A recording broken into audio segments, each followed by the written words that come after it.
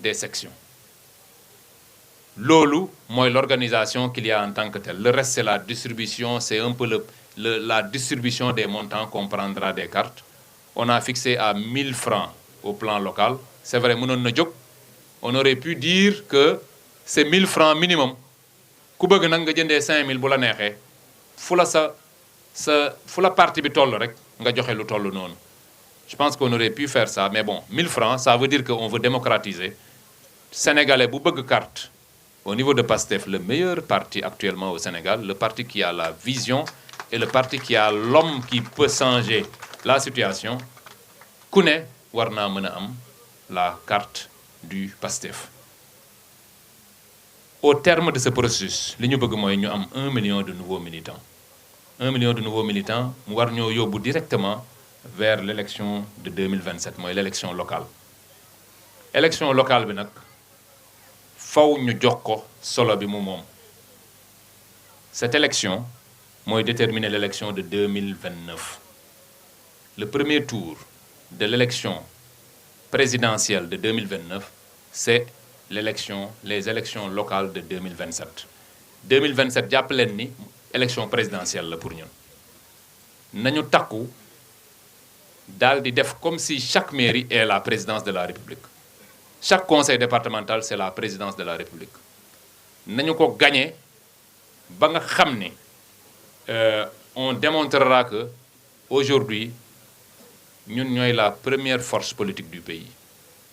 Loolu war naa mën a nekk ñun ñoo fi nekk. Ñun nous avons la meilleure machine électorale. Nañ leen ci xeex nag en étant très très intelligent parce que comme je l'ai dit hier Ramatoulaye mu ngi koy wax mooy li ñuy wax bukki yu sàngoo deru bëy. Je ne sais pas trop si l'expression wolof est assez imagée mais am na ñoo xam ne raw nañ bukki. Bukki sax bukki xam nga bukki dafa muusul mais am na ñoo xam ne ñoo raw bukki. Il y a des gens qui pensent que muus nañ muus gu toll ne war nañoo mën a obtenir un mandat sur la base de l'accompagnement avec Sonko maanaam ñi may wax dañuy sonkolu bu ñu paree def leneen. Alors il faudrait que ñu am l'intelligence de reconnaître ces gens-là parce que pour man d'ailleurs njaayum carte gi sax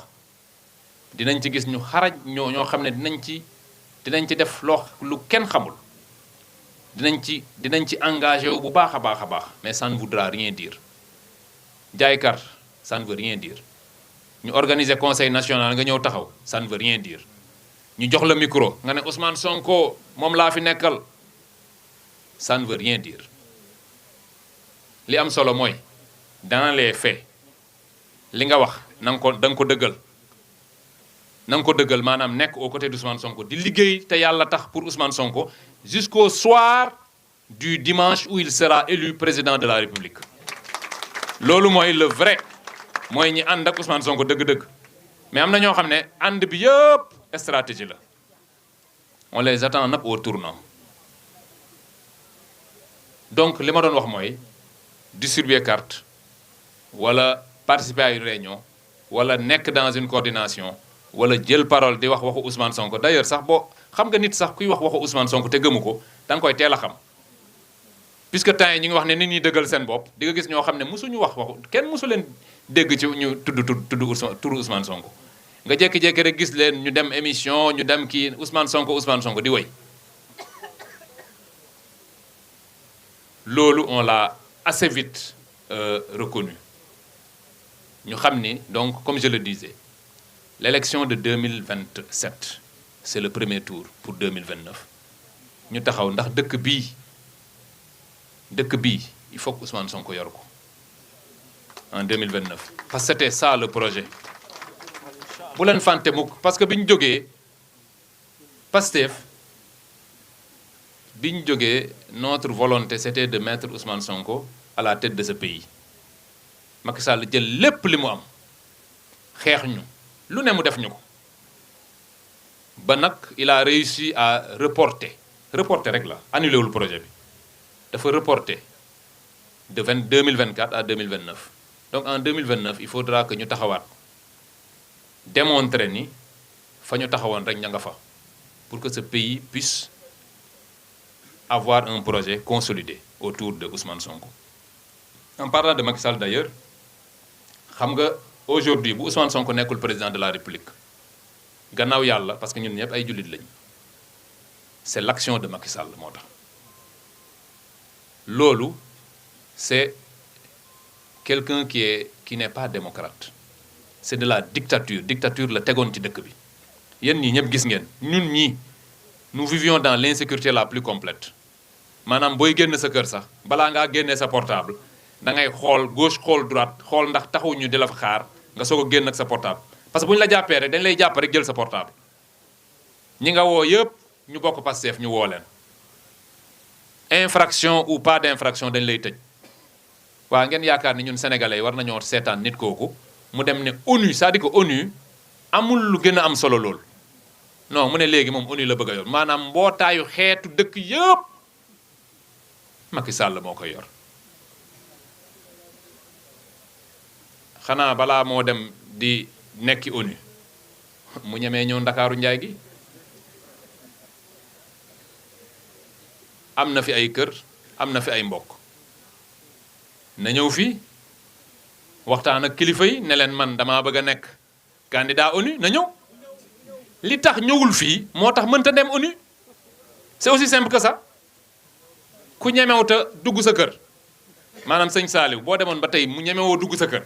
dootoo fa dogal am na loo fa def sa kër ga nga moom boo demee ba mënatoo dugg sa kër non doo toll fële naan xale yi non damaa bëggoon tey bu ngeen di julli na ngeen génn ci biti may jiite doo jiite ndax ñemewoo dugg ci kër gi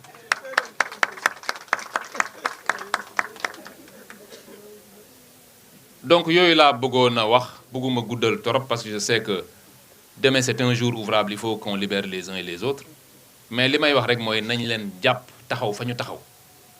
ndax comme disait quelqu'un dëkk bi dëgg rek moo fi mujj te yàlla dëgg la bëgg ñu ngi ci weeru koor lii ñu nekk bu duloon dëgg yàlla dina def ñi ci ñu mbugal te nag ku newul ci dëgg aussi day yàgg rek waaye di nga ko gis ndax yàlla moom yenn saa yi mu bàyyi la ba nga yaakaar ni sax moom nekkatu fi gisu la ndax am na ñenn ñi ni ñuy doxalee da nga naan non ñii dañ yaakaar ni yàlla gisu leen xam nga yenn saa yi nga tëju sa biir ndeg ne non en fait kon xam naa yàlla gisuma nga ne ci lu ne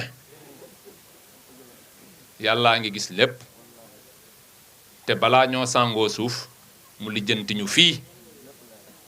lijjanti ñu fële loolu boo ko xalaatee yenn yi doo ci ne boo ko xalaatee yenn yi doo ci ne ma leen di ñaanal yéen ñëpp nag ngeen teewee ko déwén ñu defaat ko comme nii ñu ko defee ak lu mënti xew nag parce que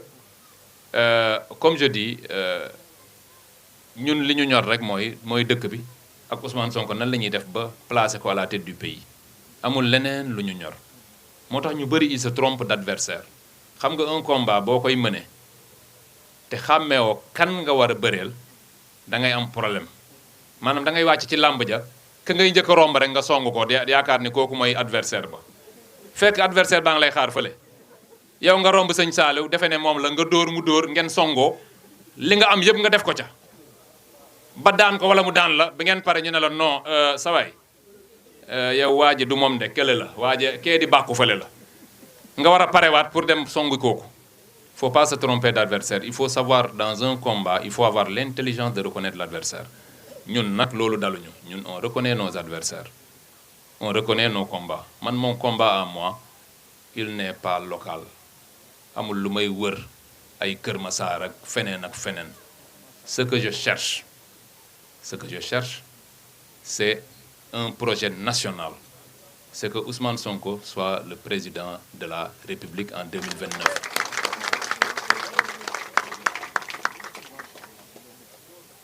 dama koy envoyer un message qui va taquiner tout le monde après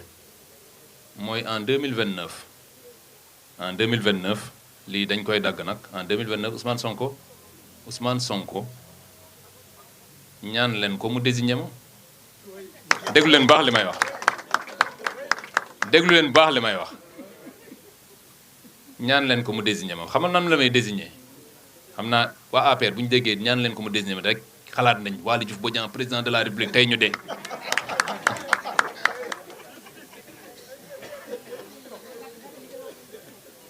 non 2029 Ousmane Sonko man lay désigner dans la mesure où moom mooy man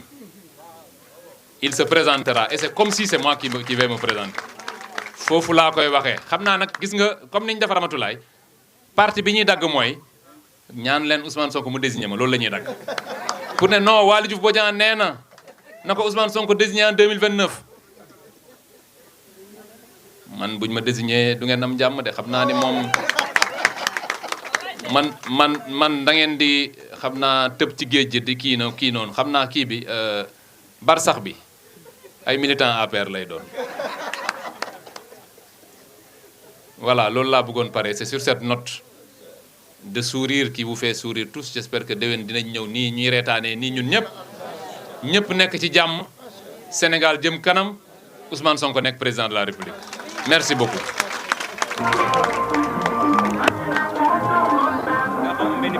jàppal na